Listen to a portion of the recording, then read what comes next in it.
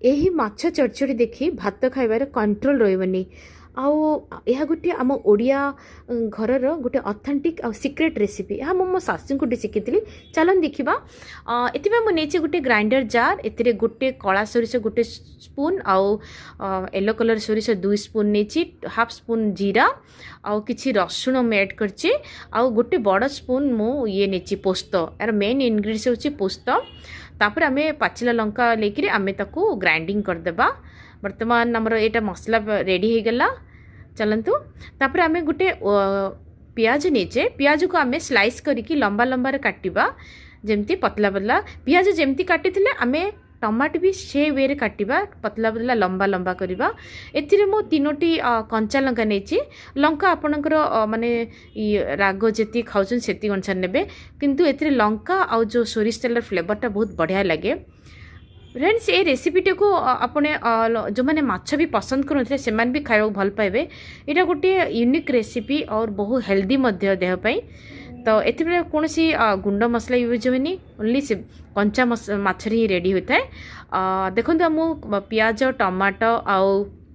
हलदी गुंड half spoon आ गोटे half spoon मु काश्मीरी लंका ऐड करछि आ तापर आमे बाटी थिबा मसला आमे माने जहाँ मसला बाटी थे ताकू ऐड करबा सोरिष पोस्तर बटाटा तापर आमे लूण देबा स्वाद अनुसार आ किछि सोरिष तेल देबा एथरा आमे माछ भाजुने सोरिष तेल आमे तेल जो ऐड करबा सेतिने ही माछटा माने बनिबो तो ताकू आमे गोला गोली कर 5 मिनट छाड़ देबा बर्तमान पैन गरम करबा ए स्टेज आमे ए मतलब मेरिनेशन होइथिबा 5 मिनिट रखी ताकू माछटा को आमे ऐड करबा आ बाउल रे टिके पानी देकी मु ताकू ऐड कर देथिली ताकू आमे ए स्लो फ्लेम रे ही आकू माने कुक करिया पे छाड़ीबा 5 मिनिट कुक कला परे ताकू आमे काढ़ीबा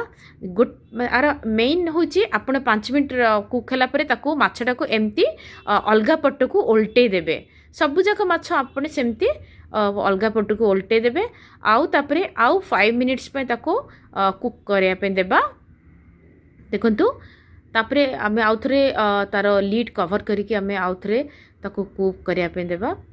ए रेसिपीटा को माने आपने एनी टाइम बनै पारिबे भात सहित ही नेचुरल एटा खाया पे भल लागे बर्तमान एटा कुक हे गला आउ 5 मिनिट ताकू आमे टिके 2 मिनिट मु छाड़ी छी तार झोलटा टिके ये पे बर्तमान एटा रेडी हे गला हमर कंचा माछर जो चरचड़ी एटा तापर धनिया पत्ता देके सर्व करिवे फ्रेंड्स ये रेसिपीटी को आपको भल लगे अपने हॉलिस डिलीशियस किचन को लाइक सब्सक्राइब करेंगे और कमेंट सेक्शन में मते जनइबे रेसिपीटी केमती लगिला वेटिंग रे अछि बाय बाय।